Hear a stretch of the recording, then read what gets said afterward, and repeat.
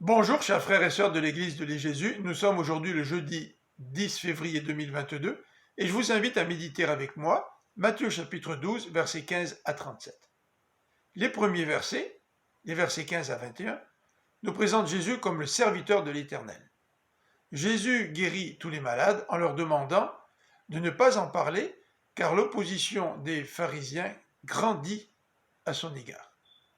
Voici la description que Matthieu fait de Jésus en citant Ésaïe 42 versets 1 à 4, qui est un des textes qui nous présente le serviteur de l'Éternel. Ce serviteur est choisi par Dieu qui l'aime et qui fait sa joie. L'Esprit de Dieu sera sur lui et il annoncera la justice aux nations. Il accomplira une mission de compassion tout en étant doux et humble. Dans les versets 22 à 32, Jésus va guérir un homme qui est à la fois muet et aveugle. Mais cet homme est possédé par un démon.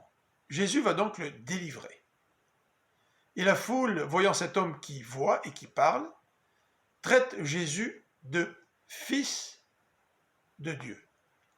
Par contre, les pharisiens l'accusent en disant à Jésus, tu chasses les démons par le pouvoir de Belzébul, le chef des démons.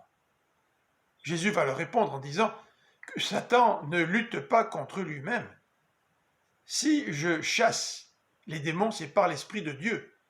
Et c'est l'évidence que Dieu intervient, que les prophéties dans l'Ancien Testament s'accomplissent, que le royaume de Dieu arrive.